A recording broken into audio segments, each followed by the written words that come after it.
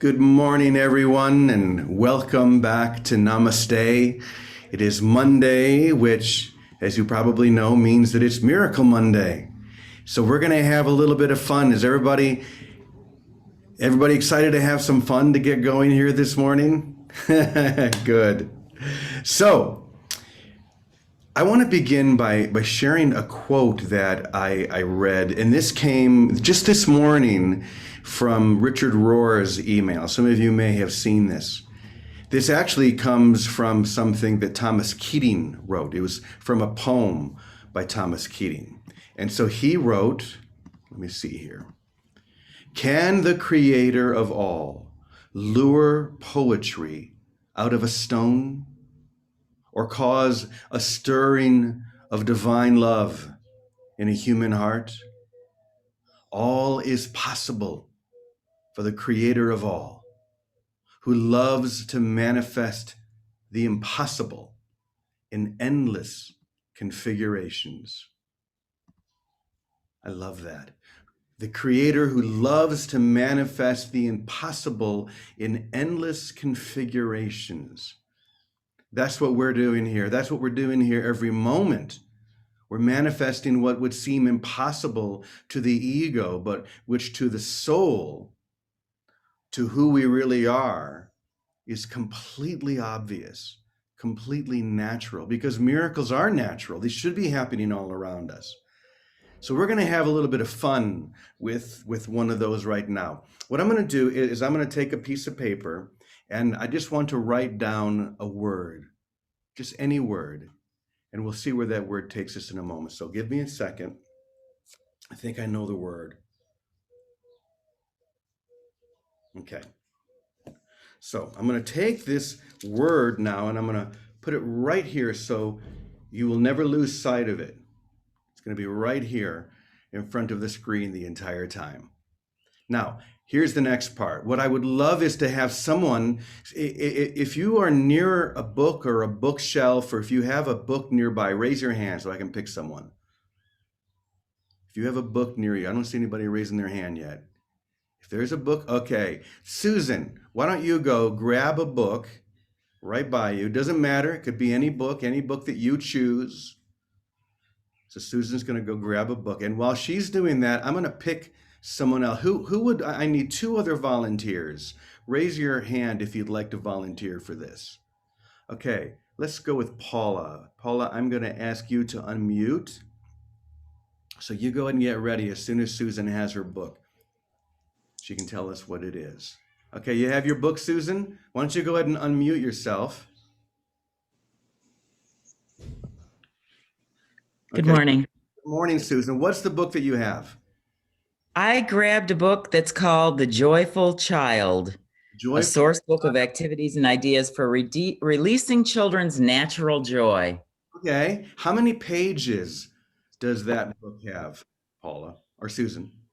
250. Yeah, 250. Okay.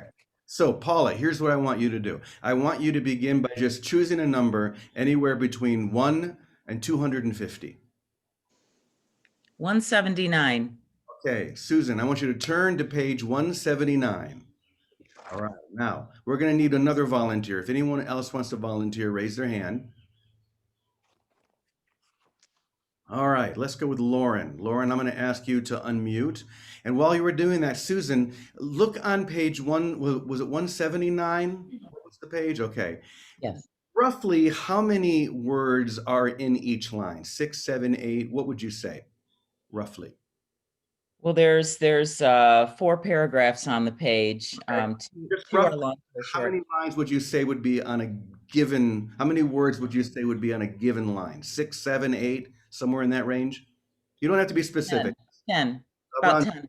okay, let's say 9 to be on the safe side. Lauren, what I want you to do is to give us a number between 1 and 9. Okay. Okay, Do you want me good. to tell you right now? Yes, what is that number? Yes. I can't, 7. huh? 7. I can't. Seven. Number seven. Okay, beautiful. Thank you. Susan, now, Seven. right, I heard you. You said seven, yeah? Okay. So, Susan, I want you to go to, wait, we have to first choose, I think I did it wrong. Okay. Why don't you go down, actually hold on to that number. I want to try one more thing. We need one more volunteer. How about Paulina? Paulina, I'm going to ask you to go ahead and unmute yourself. So we have the page, we know the word number, but we need to have what line it's on. So, Susan, how many lines would you say are on this page? 20. Probably about 30. Okay. So, Paulina, I want you to choose a number between 1 and 30. 15. 15. Beautiful. So, Susan, I want you to count down to line 15. Tell me when you're there. There. Okay. Now count to the seventh word on that line, on that totally arbitrarily chosen book. Okay. What is it? Games. Games. How do you spell that? Games. Just so we all know exactly how to spell that word. So we had all these different choices. Your book, we had someone choose the page, the line, the word, and this has been sitting here the entire time. Once again, what was that word that was chosen? Games. Games. Can you see this? Oh, that's beautiful. Word games. There it is. Now we didn't set this up at all, did we, Susan? No, this is my first time ever speaking to you. Wow. Well, what a great time to join us. Thank you so much. Isn't that fun? Isn't that what we're here for? Is for this to be fun, to be even entertaining, for us to realize the mysterious. In fact, the beautiful thing about this particular fun experiment is that we can pick up any book, we can watch any TV show, and we can find truth in every word, every line. We can just open up the book. You could do that with A Course in Miracles or the Bible, or you could do that with the book that Susan chose, and there is the truth right in front of you. In fact, last night I was watching a show. I'm not usually supposed to be watching too many shows back here in the anchor hole, but I gave myself permission last night to watch a new episode from Star Trek, which is the new version of Star Trek, which is on Netflix. And as I was watching that, there was just one line that jumped out at me. And I want to share that line with you now. Here it is from Star Trek. The line was, "Be extremely subtle, even to the point of formlessness. Be extremely mysterious, even to the point of soundlessness." One more time. Be extremely subtle, even to the point of formlessness, and be extremely mysterious, even to the point of soundlessness. That comes from Sun Tzu, an ancient Chinese writer. To be so mysterious, to live within the mystery itself, or what seems mysterious, as we said before, to the ego, but which is completely obvious to the soul. And this is the experience that we're always seeking to join with. This is why we join together, so that we can enter into this mysterious experience that when we're in, it's not mysterious at all. It's completely obvious that we are one, that we are holy, that we are blessed. That's really the only teaching we need. And if we can come to that in some fun way, as we just did, all the more beautiful. In fact, just this morning, I opened up A Course in Miracles. I did exactly what I suggested a moment ago. I just opened it up. And let me tell you the line that I came to, because this is just perfect. The line was, "Healing is not mysterious. It's not. Nothing will change unless that is understood. Since light is understanding." When we give up the mysterious ideas of the ego and just let the light shine within us, then we understand how healing and how miracles really work. It goes on to say, a miserable sinner, which is what is calling an unhealed healer. An unhealed healer believes that one can be a miserable sinner, cannot be healed without magic. I can't believe I opened up with this line. Cannot be healed without magic, nor can an unimportant mind esteem itself without magic. All it's really saying is that magic, whether it be magic like this or whatever, is not needed. All we need to do is to allow the mysterious parts that the ego is claiming and holding to the side and making with all the smoke and mirrors, to let it be easy and natural and obvious. I think that's a beautiful teaching, because it helps us to understand that miracles are everywhere around us. Whether it be something fun like we did before, or the miracles that you are all going to perceive today. There are going to be so many of them if you just open up your eyes and choose to see them. So that being said, for those of you who are here for the first time, we always turn things over to our dear sister Vicky and Teddy, and we're going to turn it over to Vicky now and let her be mysterious in front of our eyes. Go ahead, Vicky. Good morning to you. Hold on one second. Let me send you a thing. Okay, you should be able to unmute yourself now.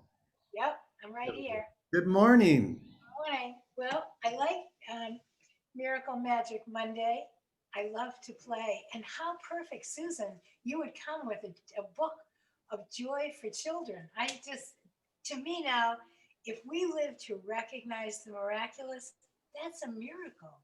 Look at Jimmy, you're open to a theme, you pick someone you've never seen before, and her message is synchronistic.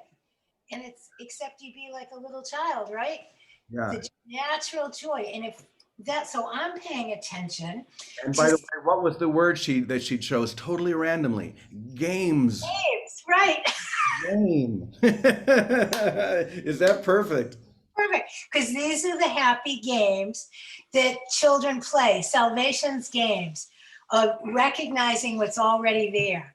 And even when it doesn't look, maybe this goes to the mysterious, and I love that Star Trek has a new episode. I'm going to watch that. But if we don't need to recognize the form, we just need to recognize that the miraculous is always at hand. And look at it with welcome, and it will reveal itself if we welcome it, because what isn't true will fall away under the gaze of looking for light. If we look for the light in everything, what seems odd or mysterious will fall away, and nothing left but the light will stay with us. That's the miracle of Christ's vision of seeing.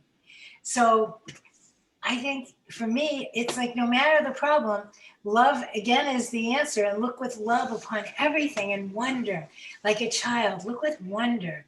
And with love and without resistance and welcoming everything, what's fearful has to start dissolving, because fear is just the absence of love.